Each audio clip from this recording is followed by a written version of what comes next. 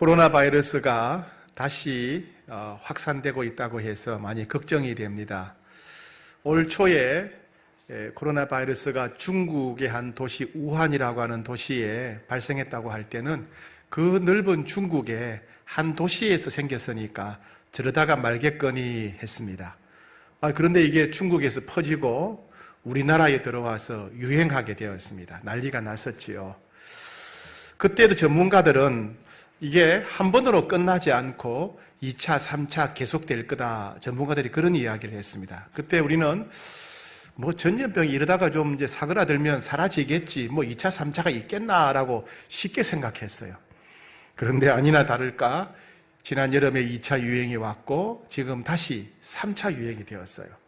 전문가들은 이게 여기서 끝나지 않고 어쩌면 또 4차, 5차, 6차, 7차 계속될 수 있다. 이렇게 예측을 합니다. 참 살기가 힘듭니다. 그죠? 힘들어요. 예. 언제 이 위험이 우리에게 닥칠지 모릅니다. 그래서 참 잘 살아야 되겠구나. 잘 살아야 되겠다. 내 인생이 100년, 200년 되는 것처럼 막 살아서도 안 되겠고 상황이나 환경에 휘둘러서 정신없이 살아서도 안 되겠다. 내가 무엇을 위해 살아야 되는지, 무엇을 바라보며 살아야 되는지, 무엇을 추구하며 살아야 되는지 매일 하루하루 진지하게 생각하며 살아야 되겠다. 그런 결단을 하게 됩니다. 오늘은 이런 내용으로 우리가 어떻게 해야 또 올바르게 또 바르게 살 수 있을지 함께 생각하며 은혜를 받고자 합니다.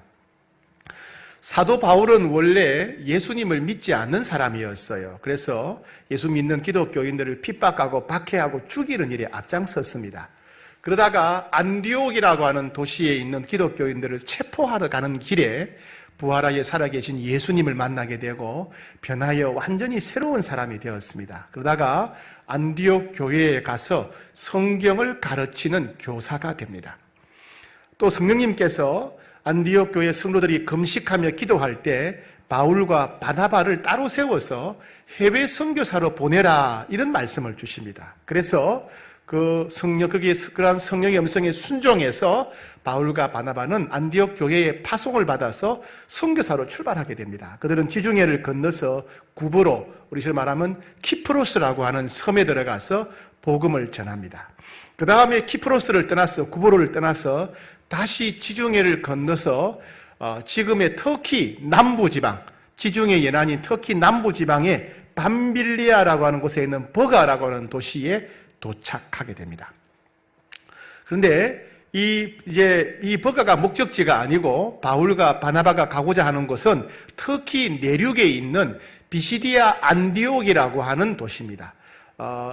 바울과 바나바가 파송받았던 곳은 수리아에 있는 안디옥이고 그들이 가고자 하는 곳은 비시디아 지방에 있는 안디옥입니다. 이 안디옥은 오늘날 우리식으로 말하면 대전 천안과 비슷합니다. 대전 천안이 뭐냐면 여러 지역을 가는 도로가 겹치는 곳이 교통이 요지죠. 그죠? 이 비시디아 안디옥이 그런 도시입니다. 주변 내륙 지방에 여러 도로가 겹치는 곳, 중심지가 비시디아 안디옥입니다.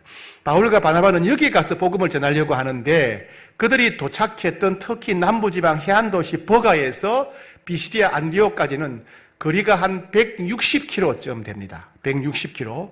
그리고 중간에 타우루스 산맥이라고 하는 아주 거대한 산맥이 버티고 있는 겁니다. 험한 산을 넘어서 160km를 가야 되는 겁니다. 우리식으로 말하면 강릉에서 제가 조사해 보니까 강릉에서 서울까지 거리가 168km더라고요. 그 중간에 태백산맥이 있잖아요. 그죠? 요즘이야 자동차로 가면 2-3시간이면 가지만은 조선시대, 고려시대만 하더라도 걸어서 오려면 얼마나 힘들었겠습니까? 그죠? 예. 그래서 강릉에서 태백산맥을 넘어서 서울까지 간다 생각하면 될 거예요. 그 길이 얼마나 힘들었던지 그들과 함께 선교 여행을 떠났던 요한이라고 하는 사람, 다른 말은 마가라고도 하는데 이 사람이 나 힘들어서 못하겠습니다. 난 집에 갈래요. 그리고 중간에 예루살렘으로 고향으로 돌아가 버리는 그런 일이 벌어졌습니다. 자, 13절입니다. 13절 시작. 바울과 및 동행하는 사람들이 바보에서 배 타고 밤빌리아에 있는 버가에 이르니 요한은 그들에게서 떠나 예루살렘으로 돌아가고, 바보는 크레타 섬에 있는 항구 도시고 지중해를 건너서 밤빌리아에 있는 버가, 이 버가는 터키 남부지방에 있는 도시입니다. 지중해 도시입니다. 그랬더니 요한이 나 힘들어서 못하겠습니다. 그리고 예루살렘에 있는 집으로 돌아가 버렸다는 겁니다. 얼마나 힘들었는지. 지중해를 배 타고 건너는 것도 힘들고 앞으로 타우르스 산맥을 넘어서 160km를 걸어서 비시디아 안디오까지 갈 생각을 하니까 엄두가 난 겁니다. 나는 못하겠습니다. 아무리 하나님이 명령한 사명이지만 나는 못하겠습니다. 라고 돌아가 버렸다는 겁니다. 많은 사람들이 이 사명에 대해서 오해하는 것이 있습니다. 사명은 하나님께서 우리에게 맡기시는 거지요. 성령께서 안디옥 교회 성도들이 금식할 때 말씀하신 것처럼 하나님께서는 하나님 나라를 통치하시면서 하나님 나라의 백성들에게 각자에게 역할, 일을 주세요. 그 각자 역할의 일들은 하나님을 위한 하나님 나라의 일이기도 하면서 다른 사람들을 유익하게 하는, 다른 사람들을 행복하게 해주는 그런 일입니다. 그런데 이 사명의 길이, 하나님 맡긴 사명의 길이 항상 형통한 게 아닙니다.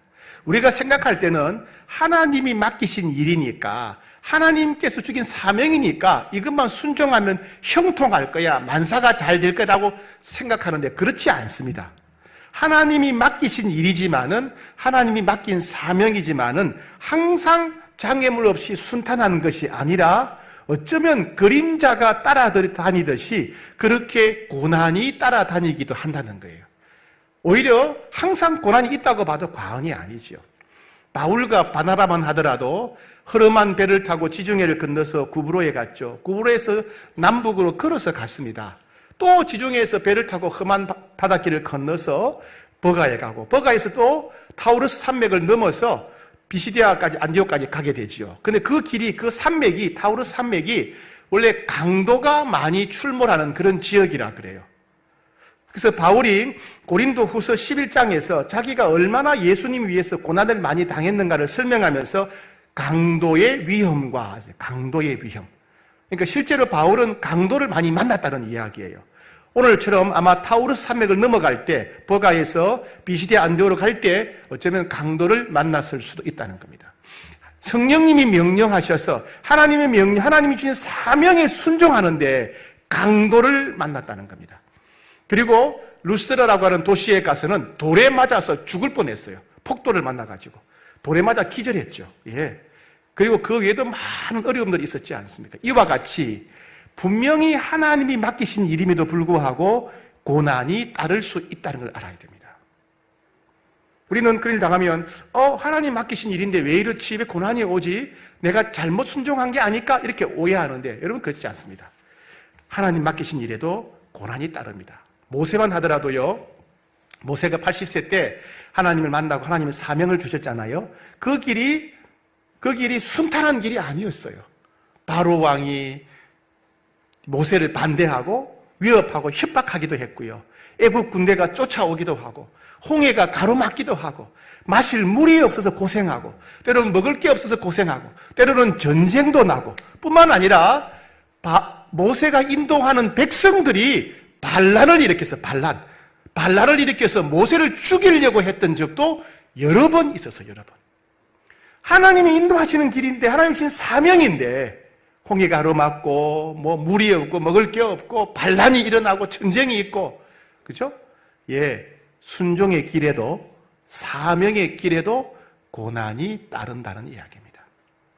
다윗도 마찬가지죠. 여호수아도 마찬가지죠. 다 마찬가지입니다. 그래서 우리는 하나님 주신 사명을 감당하려고 하면 고난을 받아들여야 돼요.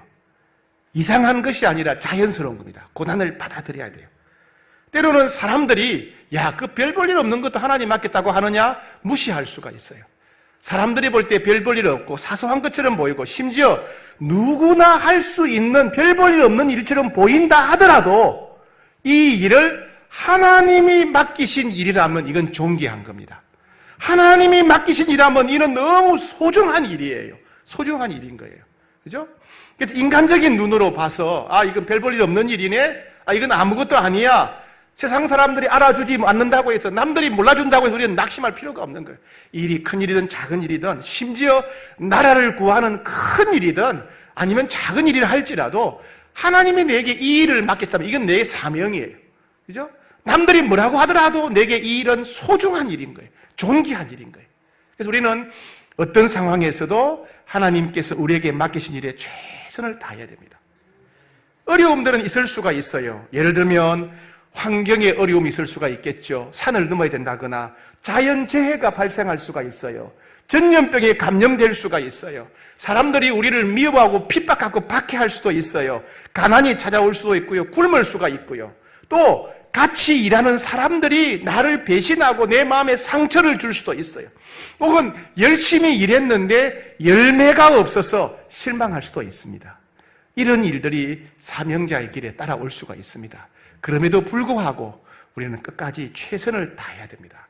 그리고 마지막 날 우리가 죽은 다음에 부활해서 예수님 만났을 때 예수님 우리를 평가하실 거예요. 그죠? 그리고 우리 각자에게 맡긴 사명을 얼마나 최선을 다해 감당했는지 평가하시고 사명에 충성한 자에게는 반드시 상을 주시겠다고 약속하셨어요. 상.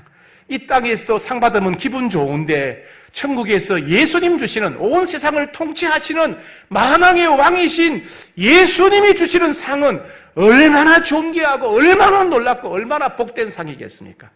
바울은 그 상을 사모한다고 그랬고 우리도 그 상을 사모하라 그랬어요. 그죠? 그래서 주님이 우리에게 주신 사명을 끝까지 잘 감당하는 여러분 되시기를 축복합니다. 비록 그 사명의 길에 고난이 따른다 할지라도 그건 우리가 당연히 가야 될 길이고 우리가 예수님께 면류관을 받는 복된 길이라는 사실을 알고 두려움 없이 그 사명을 감당하는 여러분 되기를 축복합니다. 자, 그 다음에 이제 14절부터 52절까지는 바울과 바나바가 비시디아 안디옥에 들어가서 설교한 내용이에요. 이 비시디아 안디옥은 제법 큰 도시입니다. 지금도 큰 도시인데 이 안디옥에는 그곳에도 유대인들이 살고 있었고 유대인들이 회당을 짓고 매주 안식일마다 예배를 드리고 있었어요.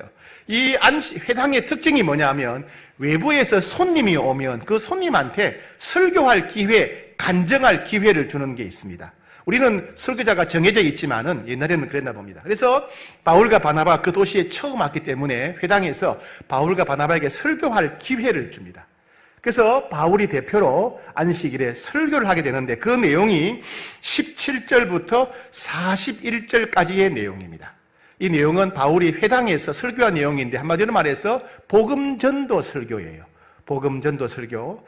이 내용을 보게 되면 17절부터 21절까지 내용은 하나님께서 제일 먼저 여러 민족 중에 이스라엘 민족을 선택하셨다 내용이고 22절부터 23절까지는 하나님은 그리고 메시아 구세주를 약속하셨고 그 구세주로 오신 분이 나사렛 예수시다 그런 내용입니다. 그 다음에 24절부터 25절까지는 세례 요한이 구세주로 오신 예수님을 예비했다. 그 다음에 26절부터 29절까지는 이스라엘 백성들이 평생 성경을 공부했지만은 성경을 제대로 이해하지 못해서 나사렛 예수를 죽여버렸다. 그 다음에 30절부터 37절까지는 하나님께서 시편을 위시한 여러 성경에 예언하신 것처럼 나사렛 예수가 죽음에서 부활하셨다. 부활. 네. 그 다음에 38절부터 39절까지는 부활하신 예수님을 믿으면 그분이 죽음이 우리 죄 때문에 죽은 줄 믿고 예수님을 믿으면 죄사함을 받게 된다. 그 다음에 40절부터 41절까지는 예수님을 믿지 않는 자는 성경에 예언되어진 것처럼 멸망하게 될 것이다. 이런 내용이 이제 바울의 설교입니다. 한마디로 말해서 예수님은 하나님의 약속대로 우리에게 찾아오신 메시아시고 우리의 모든 죄를 짊어지고 우리 대신 죽으셨고 부활하셨다. 그리고 그 예수님을 믿으면 죄를 용서받는다. 그러나 예수님을 믿지 않으면 죄사함을 받지 못하고 멸망하게 될 것이다 하는 내용입니다. 바울이 이렇게 설교했는데 사람들의 반응이 어떠했느냐? 긍정적으로 반응한 사람도 있었고 부정적으로 반응한 사람도 있었어요. 먼저 긍정적으로 반응한 사람들을 보면 42절에 보면 다음에도 오셔서 이 말씀을 전해 주십시오라고 말씀을 사모하는 사람들이 생겨났습니다. 그리고 43절에 보니까 바울과 바나바를 따라와서 계속 교제하기를 원합니다. 44절에 보게 되니까 그들은 하나님 말씀을 듣고 기뻐하고 찬송하고 예수님을 믿기로 결단합니다. 예수님 믿기로 결단해요. 그리고 49절에 가니까 이 말씀을, 이 소식을, 복음을 사방에 전파합니다. 우리가 맛있는 음식을 먹고 나면 사람 자랑하죠. 그죠? 좋은 약 먹고 병이 나으면 약 자랑을 하지 않습니까? 그렇듯이 예수 믿게 된 사람들이 사방에 흩어져서 이 복음을 전파하게 되었다. 그리고 마지막으로 52절에 보니까 성령이 충만했고 기쁨이 가득했다.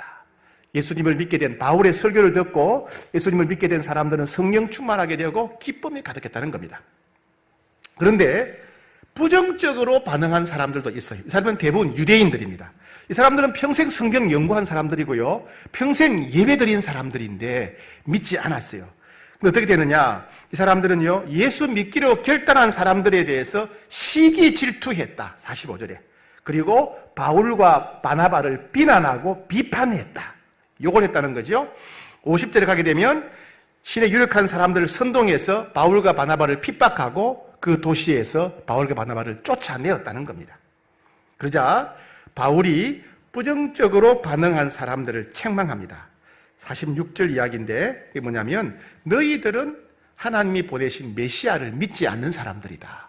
너희들은 하나님을 믿지 않는 사람들이다. 너희들이 믿지 않기 때문에 너희들은 천국에 들어가지 못할 것이고 멸망하게 될 것이다. 영생을 얻지 못할 것이다. 라고 책망합니다. 이것이 그 당시 사람들에게는 매우 충격적인 일이에요. 왜요?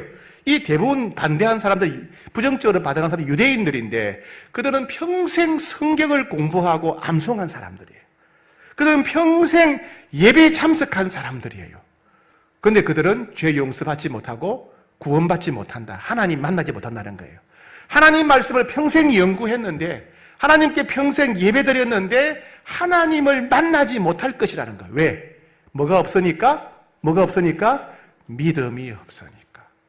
너희들은 믿지 않기 때문에, 믿음이 없기 때문에 당신들은 죄사함 받지 못할 것이고 하나님 만나지 못할 것이고 구원받지 못할 것이다. 그렇게 바울이 말합니다. 자, 이 유대인들은 평생 성경 연구하고 평생 예배드린 사람인데 믿음이 없다는 이야기로, 믿음이 없다는 이유로, 하나님 말씀을 믿지 않는다는 이유로 그들은 하나님 만나지 못하고 죄 용서받지 못하고 구원받지 못합니다. 도대체 믿음이 뭐길래? 성경을 많이 알지만은 믿음이 없기 때문에 구원받지 못한답니다. 예배는 늘 평생 드렸는데 믿음이 없기 때문에 하나님 만나지 못하고 구원받지 못한다는 거예요. 그럼 도대체 믿음이 뭐길래 그럴까요? 믿음이 뭐길래 그럴까요?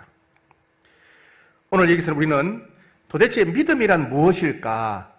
믿음이 있을 때 어떤 일이 일어나는가? 성경에서 믿음의 역할, 믿음의 특징을 한번 살펴보고자 합니다. 제가 쭉 정리해 보니까 믿음은 12가지 특징이 있어요.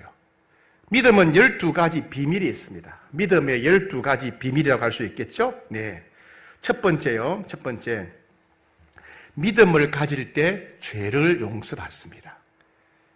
믿음을 가질 때 의롭게 됩니다. 여러분, 죄는 하나님과 우리 사이의 장애물이에요. 죄가 있으면 하나님 못 만납니다. 그죠? 죄가 있으면 천국에 못 들어가요. 죄는 우리 삶에서 결정적인 장애물인데 이 죄를 어떻게 합니까? 예수님께서 나의 모든 죄를 짊어지시고 내 죄 때문에 예수님이 대신 죽으셨다는 사실을 믿으면 우리 죄가 용서받고 우리가 의롭게 된다는 것입니다. 로마서 5장 1절에 우리가 믿음으로 의롭다 하심을 받았다. 그죠? 믿음으로 의롭다 하심을 받았다. 믿음이 있어야만 죄를 용서받습니다. 교회 오래 다니는 게 아니고 성경 많이 하는 게 아니고 믿음이 있어야 죄를 용서한다 말입니다. 두 번째, 우리는 믿음으로 구원받았어요. 성경을 많이 알기 때문에 구원받은 게 아니고 교회 오래 다니기 때문에 구원받은 게 아니라 예수님을 믿는 그 믿음이 있기 때문에 구원받았어요. 에베소서 2장 8절, 너희는 그 은혜에 의하여 믿음으로 말미암아 구원받았다. 너희가 성경을 많이 알기 때문에 구원받았다가 아니에요. 너희가 예배를 열심히 들었기 때문에 구원받았다가 아니에요. 네가 예수님을 믿는 믿음이 있었기 때문에 그 믿음 때문에 너희가 구원받았다는 겁니다. 그죠?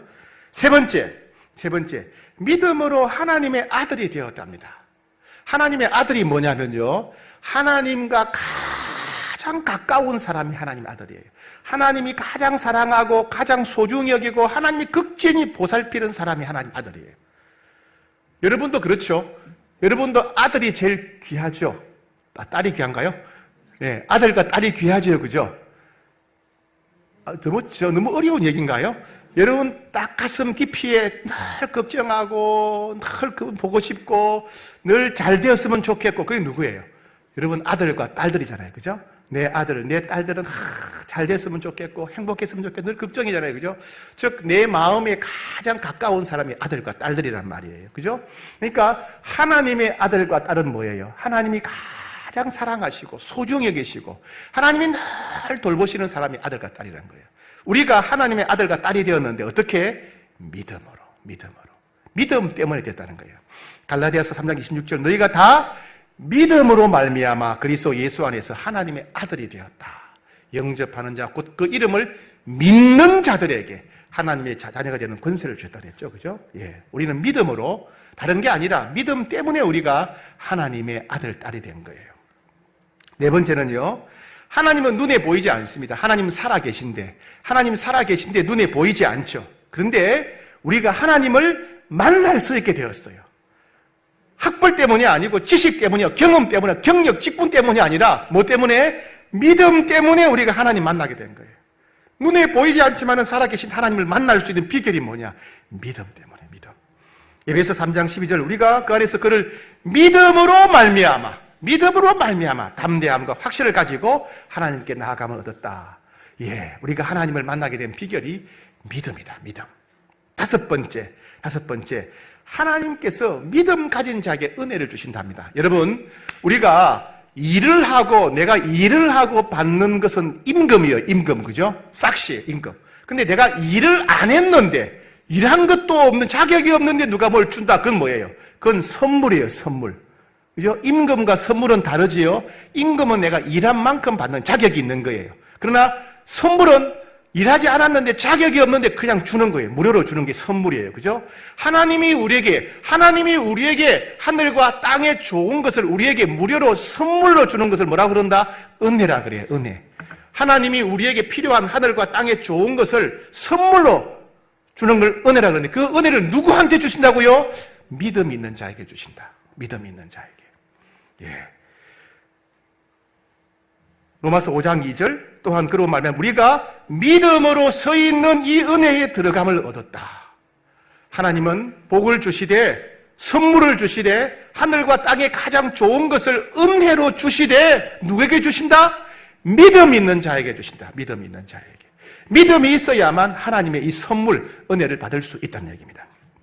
여섯 번째, 하나님은 세상을 말씀으로 지으셨는데 이걸 믿음으로 알게 된다는 겁니다. 여러분, 아무도 태초에 살아보지 못했기 때문에 태초에 하나님이 세상을 어떻게 만드는지 알 수가 없어요. 그래서 학자들은 뭐라고 그럽니까? 우연히 만들어졌다. 우연히. 진화되었다 그래요. 상식적으로 생각해 보세요. 여러분, 쇳덩어리가 갑자기 시간이 오래되면 쇳덩어리가 비행기가 될까요? 철사를 이렇게 막 뭉쳐놨는데 어느 날 철사가 이게 진화되어가지고 갑자기 자동차가 되고 탱크가 될까요? 말도 안 되잖아요. 그죠? 쇳덩어리를 천년 만년 내버려둬도 그런 비행기가 되고 자동차가 될 수 없는 거예요. 그죠? 비행기보다도 자동차보다도 훨씬 더 정교한 게 사람이고 자연이잖아요. 그게 어떻게 우연히 될 수가 있겠어요? 말도 안 되죠. 그죠? 하나님 만드신 거죠. 우리가 보지 못했지만 그럼 어떻게 하느냐? 그걸 아는 게 믿음이라는 거예요.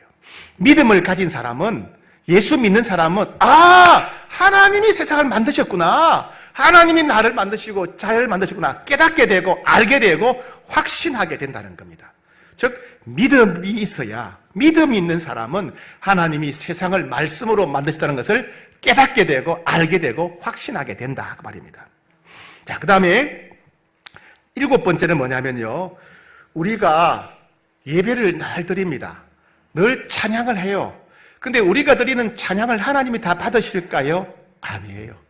우리가 드리는 모든 예배 하나님이 다 받으실까요? 아니에요. 그럼 어떤 예배를 받으시고 어떤 찬송을 받으시느냐? 믿음으로 드린 찬송을 받으시고요, 믿음으로 드린 예배를 받으세요. 창세기 보게 되면 가인과 아벨 이야기가 있죠. 가인도 예배를 드리고 아벨도 예배를 드렸어요. 근데 하나님이 가인의 예배는 거절하시고 아벨의 예배만 받으셨어요. 왜요? 아벨의 예배는 믿음으로 드린 것이기 때문에. 히브리 11장 4절, 믿음으로 아벨은 가인보다 더 나은 제사를 드렸다. 그렇다면 왜요? 예배라고 해서 하나님이 다 받으시는 것이 아니라 믿음으로 드린 예배를 받으신다. 찬송이라고 하나님이 다 받으시는 것이 아니라 믿음으로 드린 찬송을 받으신다. 그러니까 하나님이 받으시는 예배는 어떤 사람이 드린 예배다? 믿음이 있는 사람이 드린 예배라는 거예요. 믿음이 있어야 우리 예배가 하나님께 드려지는 거예요. 내게 믿음이 있어야 내가 드린 찬양을 하나님이 받으시는 거예요. 믿음이 있어야, 내가 믿음이 있어야 내가 드린 예물을 하나님이 받으시는 거예요. 그죠? 예. 믿음이 중요하죠. 8번째. 인류 역사상 수많은 기적이 일어나고 있는데 그 기적을 누가 체험하느냐? 믿음 있는 자가 기적을 체험해요. 믿음이 있어야 기적을 체험합니다. 자, 에녹은 죽지 않고 죽음을 보지 않고 바로 천국으로 갔어요. 엘리야도 그랬죠. 히브리 11장 5절, 믿음으로 에녹은 죽음을 보지 않고 옮겨졌다. 믿음이 있을 때 그들은 죽지 않고 바로 천국으로 들어가는 기적을 체험했어요. 여러분, 여성들이 폐경기가 되면 생리가 끊어지게 되면 임신을 할 수 있다 없다?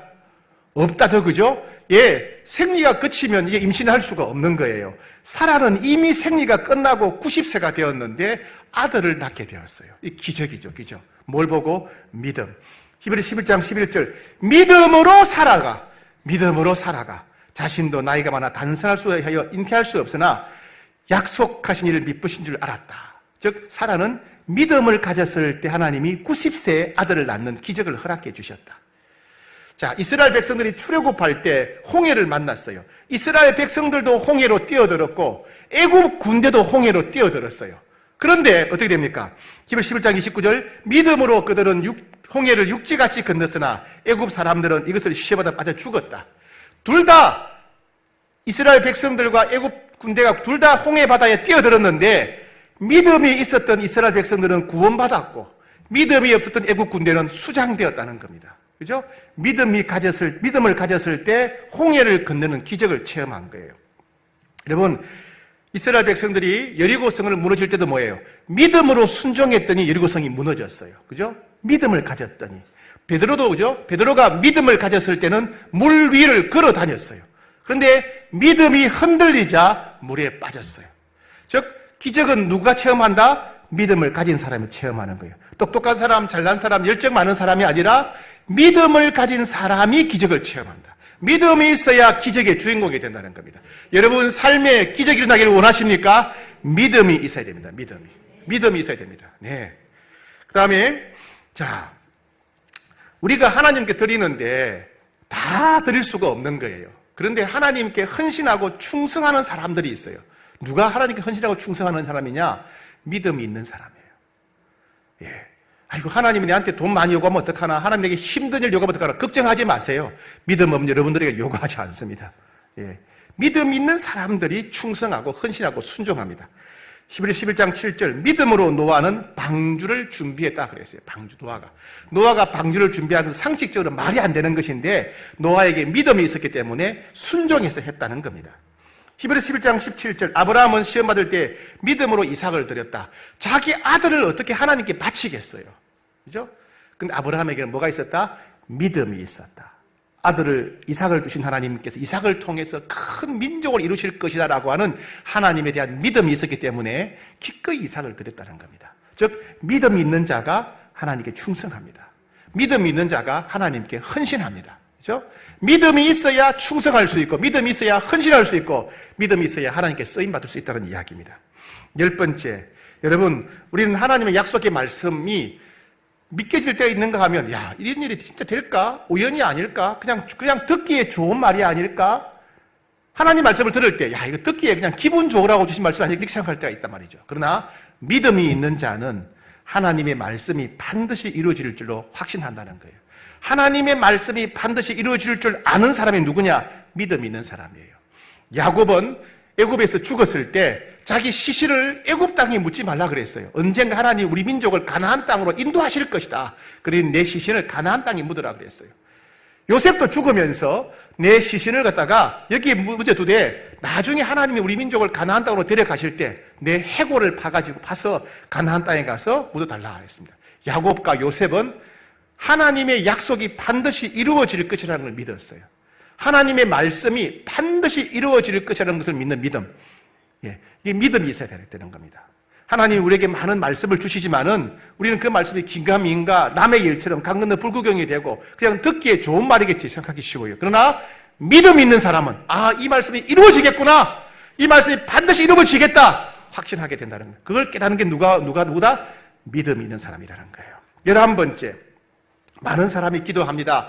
건강을 위해, 가정을 위해, 진로를 위해서, 돈을 위해서 다 기도하는데 모든 기도가 다 응답받는 게 아니에요.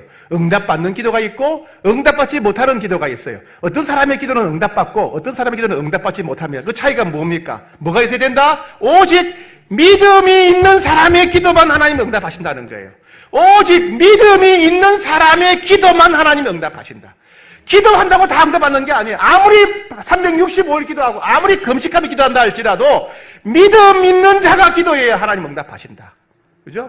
믿음 있는 자가 기도합니다. 그래서 야고보서 1장 6절 오직 믿음으로 구하고 조금도 의심하지 말라. 오직 믿음을 왜? 응답받으려면 믿음으로 구해야 된다는 겁니다. 마지막 12번째 믿음의 특징입니다. 특징인데 우리 인생에는 무슨 일이 앞으로 닥칠지 몰라요. 그죠? 어떤 힘든 일이 올지 몰라요. 험한 세상입니다. 그런데 하나님께서 특별히 하나님의 능력으로 보살펴 주시고 보호해 주는 사람인데 누구냐? 믿음 있는 사람을 하나님이 보호해 주신답니다. 베드로전서 1장 5절 믿음으로 말미암아 하나님의 능력으로 보호하심을 받았느니라. 하나님께서 책임지시고 돌보시고 보호하시는 사람들이 있는데 누구라고요? 믿음 있는 사람. 믿음 있는 사람. 믿음 있는 사람을 하나님이 돌보신다는 거예요. 우리도 여러분 기적을 체험하며 살아야 되지 않겠습니까? 우리도 하나님의 돌보심을 받으며 살아야 되지 않겠습니까? 우리도 기도하고 응답받아야 되지 않겠어요? 우리도 예배드리면 하나님 받으셔야 되고 찬송하면 하나님 받으셔야 되지 않겠습니까? 뭐를 통해 뭐가 있어야 된다? 믿음이 있어야 된다. 믿음이. 농사 짓는 분들은 아실 거예요. 똑같은 땅에서 옆에 붙어서 농사를 짓는데 똑같은 땅에서 농사를 짓고 같은 씨를 뿌렸는데 이상하게 이 집은 30배, 60, 100배 막 결실이 되는데 이 집은 열매가 없어요. 쭉정이밖에 없는 거야. 왜 그러지? 그럴 때가 있잖아요. 그죠? 농사 지은 분들은 아실 거예요. 그죠? 뭔가 이유가 있는 거예요. 이유가. 같은 땅에 짓는데 이 땅에는 농사가 잘 되고 바로 옆에는 농사가 안 되고 쭉정이만 생긴다. 뭔가 이유가 있는 거예요. 이유가. 농작물이 잘 자라는 이유가 있는 거예요. 우리 한 장로님이 얼마 전에 고구마 농사를 지었다고 저한테 고구마를 몇 개 가져왔어요. 근데 고구마가요 딱 이만해요. 이만해요. 크죠, 그죠? 고구마가 무 같아요. 무. 특별한 비결이 있으신 모양이에요. 그죠? 특별한 비결이 있으신 거죠. 그런 거 못 보셨죠? 고구마가 무만한 거. 너무 신기해요. 일반 고구마인데 얼마나 고구마가 큰지 무 같았어요. 그래서 분명히 그 비결이 있을 거라는 얘기죠. 그죠? 믿음이 자라는 비결이 있어요. 믿음이. 다 믿음을 원하는데 다 응답받고 기적을 체험하고 믿음이 있기를 원하는데 믿음이 자라는 비결이 있어요. 첫 번째, 하나님의 말씀을 들어야 믿음이 자랍니다. 하나님 말씀을 들을 때. 로마서 10장 17절 그러므로 믿음은 들음에서 나며 들음은 그리스도의 말씀으로 말미암는다. 하나님의 말씀의 씨앗이 내 심령에 뿌려져야 말씀의 씨앗이 뿌려져야 싹이 자라고 믿음이 자라는 거예요. 말씀의 씨가 뿌려지지 않으면 믿음이 생길 수가 없는 거예요. 그죠?